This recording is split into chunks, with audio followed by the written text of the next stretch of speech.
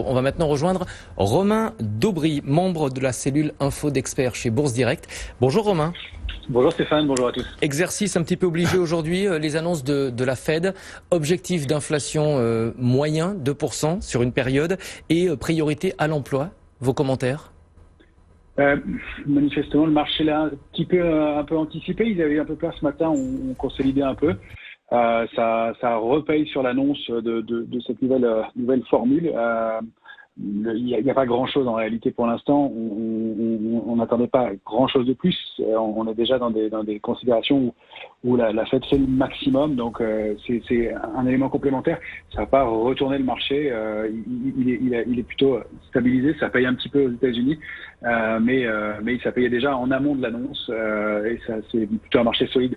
Alors un marché solide avec pas d'intervenants, pas de volume. Oui, c'est la pré-rentrée. C'est ça. C'est ce que j'allais vous demander. La rentrée, c'est la semaine prochaine. Alors on le voit bien sur les volumes. C'est pas encore tout à fait la rentrée pour les actions. C'est vraiment ça. En plus, on entame une nouvelle échéance sur les marchés dérivés avec pas beaucoup d'éléments de force ou de soutien. On a progressé hier de 0,80% sur l'indice parisien avec moins de 2 milliards, 1,8 milliard. C'est vraiment très très faible. C'est un des plus faibles volumes de l'été. Donc même en pré-rentrée, il n'y a pas de plus de volume que dans le courant de l'été. Ce sont des mouvements qui se font un peu dans le vide et des décalages qui sont un peu creux. On voit que le mouvement de hausse qu'on a fait sur l'indice CAC 40 depuis 4833, 4851, c'est pour moi l'alerte de court terme. Et bien depuis ce rebond-là, et pour aller chercher les niveaux de 5048 hier, ça s'est fait sans aucun soutien du côté de la position ouverte. On sait que sur le futur CAC 40, la position ouverte, le nombre de contrats peut augmenter en fonction de l'intérêt s'il y a des soutiens et si nécessaire. Et là, il y a eu 2000 contrats clôturés, c'est-à-dire que 270 points de hausse et 2000 contrats clôturés, c'est-à-dire que c'est des vendeurs qui se sont rachetés. En gros, acheteurs et vendeurs se sont neutralisés. Donc on est typiquement dans un trading range sans soutien, sans éléments nouveaux et sans volume. Et donc les mouvements auxquels on assiste, même s'ils sont relativement impressionnants en termes de rapidité et de pourcentage, relativement sur l'indice parisien, sont des mouvements qui sont assez neutres pour l'instant. Alors on voit que chaque repli est payé. On voit que c'est un petit peu mieux que cet été où on était descendu à 4754 sur le contrat à terme sur l'indice CAC 40, sur le futur, qu'on avait repayé. Pour moi, ça c'est l'alerte de moyen terme. Donc en fait, on a deux structures. L'une de moyen terme, ce sont deux trading ranges, deux zones de congestion latérale, 4754 en bas et 5148 en haut. Ça c'est celle de moyen terme. Qui est vraiment importante. C'est ce plafond de 5148 qui est vraiment fondamental et pour lequel il va falloir vraiment des éléments importants pour réussir à le franchir. Et puis le trading range de court terme, le plus petit, qui est 4833, 851 en bas et 5063, 5090 au mieux en haut. Dans cette zone-là, voilà, on évolue et l'échéance des marchés dérivés qu'on commence, donc l'échéance du mois de septembre, se fait à l'intérieur de ces bornes-là, de ce petit trading range. Donc il y a un petit peu de mieux parce qu'on n'est pas allé chercher le bas, mais en revanche, aucun soutien, donc aucun élément qui montre qu'il y a de l'intérêt acheteur, qu'il y a des programmes d'achat, qu'il y a du soutien. On voit des soubresauts du côté du secteur automobile, ou en tout cas du côté des équipementiers, où ça paye un petit peu plus, on est en train de franchir des niveaux. En revanche, du côté automobile, c'est très très très très limité. Renault un tout petit peu mieux que Peugeot dans l'immédiat, mais c'est vraiment faible. Du côté des bancaires, on est au milieu du trading range, au milieu du guet, il n'y a pas de prise de décision, il n'y a pas de volume, donc les values, c'est quand même assez limité. Voilà, on n'a pas de relais. On voit qu'à 4850, on paye. Il y a un peu d'intérêt, toujours, et depuis des semaines maintenant. En revanche, à 5000, on n'achète pas et on prend son bénéfice assez vite, comme on l'a vu ce matin, avec des petits trous d'air assez rapides, alors qu'ils sont tout de suite mis à profit. Dès qu'on revient sur 5000, il y a un petit peu d'intérêt acheteur. Mais quand je dis un petit peu d'intérêt, c'est pour traiter 1 milliard à 16 heures à Paris. C'est vraiment des volumes très très très faibles. C'est moins de 2,4 milliards tous les jours. Quand on voit les volumes traités aux États-Unis, c'est vraiment microscopique. Donc voilà, on est dans une période d'attente. Effectivement, il n'y a pas beaucoup de dynamique. C'est malheureusement, s'il n'y a pas grand-chose, une période qui pourrait se prolonger pendant quelques jours, quelques semaines. On est mitigé entre un peu d'excès, en tout cas de l'optimisme fort aux États-Unis et une prudence et un stand-by complet en Europe et avec un indice qui bouge pas. Avec de la couverture et de la protection quand même dans les portefeuilles, il faut le noter, c'est-à-dire qu'on est toujours dans cette zone 4006-5000 où il y a des options de vente donc qui indiquent que les investisseurs sont prudents, prévenus et qu'en cas d'accélération baissière, en cas de mauvaise nouvelle complémentaire, eh bien ça ne serait pas de nature à surprendre les investisseurs pour accélérer fort à la baisse et en revanche, pas de soutien à la hausse. Ce qu'on peut noter qui est quand même très intéressant dans le mouvement actuel, c'est que en dehors des indices, il se passe pas mal de choses sur des secteurs très ciblés et sur des petites et moyennes capitalisations. Si on va regarder du côté des petites et moyennes capitalisations, il y a 3 secteurs qui sont vraiment très très forts, très booming en ce moment.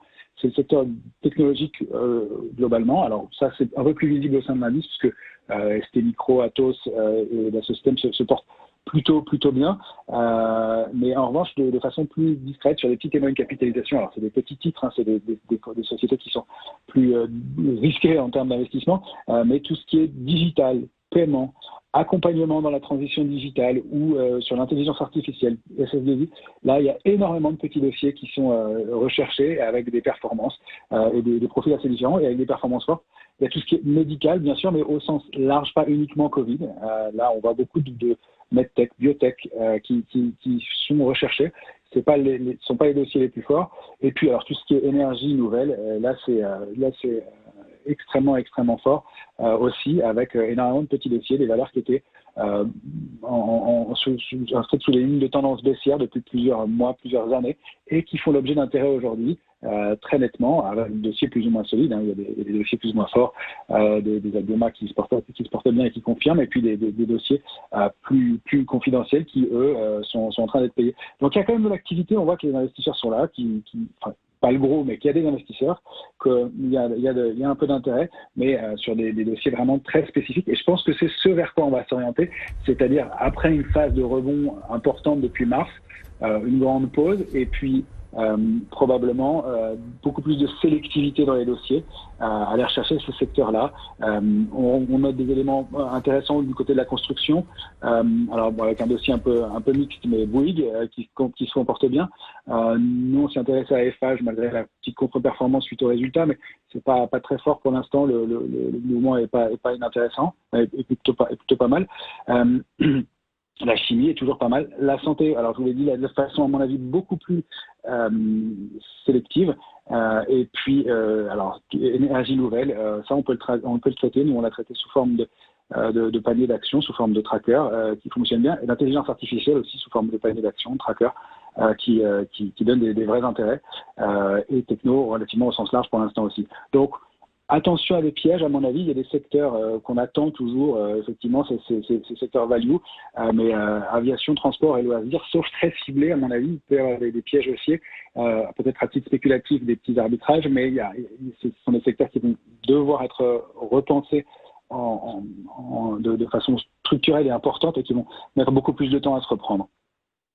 Je lis dans votre note, Romain, avance par palier, marché de contre-pied. Ce matin, le Premier ministre nous disait qu'il fallait apprendre à vivre avec le virus à l'école, en entreprise, dans les transports. C'est vrai aussi pour les marchés, ça va rester comme ça, risk on, risk off, jusqu'à ce qu'on trouve un vaccin, et donc une évolution par palier. Pour l'instant, en tout cas, c'est le cas. Je trouve qu'on apprend à vivre avec, puisqu'on est quand même beaucoup plus canalisé. Hein, je vous le disais, trading range en bas 4750, en haut 5150, j'arrondis. On est plutôt plus calme que ça n'a été. D'ailleurs, on le voit, la volatilité forme des plus bas et moins haute que précédemment. Elle évolue entre 21 et 22 ces jours-ci. Sur les mêmes niveaux il y a un mois, c'était plutôt entre 25 et 28. Donc ça se détend un tout petit peu. Oui, je crois qu'on apprend à vivre avec, les marchés apprennent à vivre avec.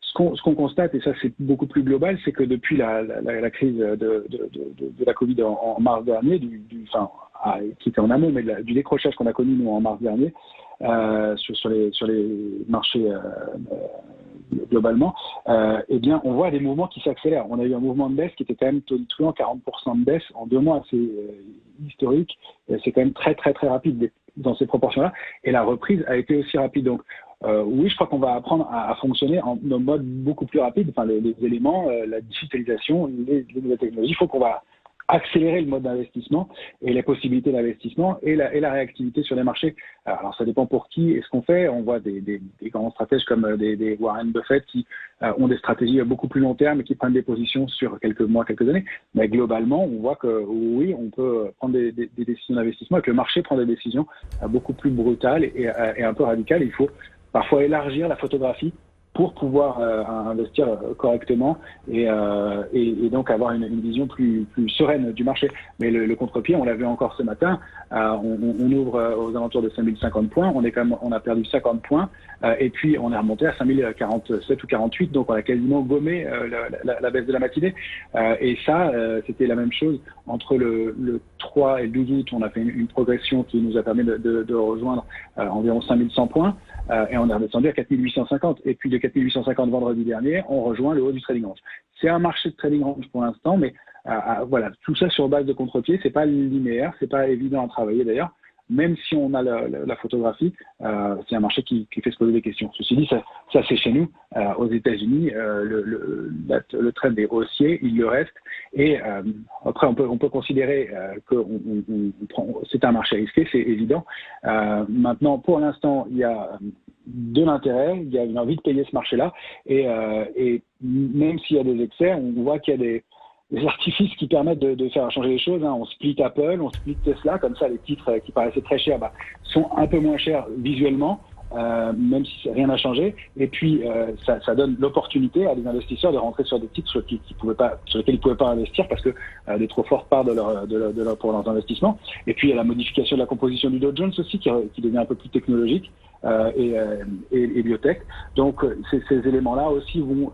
c'est peut-être marginal, mais jouer aussi dans la capacité des marchés américains à continuer à progresser. Donc on a plutôt des éléments qui font que le marché va être plus violent, plus brutal, ça c'est probable, mais pour l'instant haussier, et en élargissant la photographie, on le voit bien, même si en intraday on voit des mouvements assez brutaux. Merci beaucoup Romain Daubry, membre de la cellule info d'experts de Bourse Direct. Merci d'avoir été en ligne avec nous. Les marchés financiers, on vient de passer dans le vert sur le Nasdaq, plus 0,97% de hausse sur le Dow Jones. Ça s'accélère.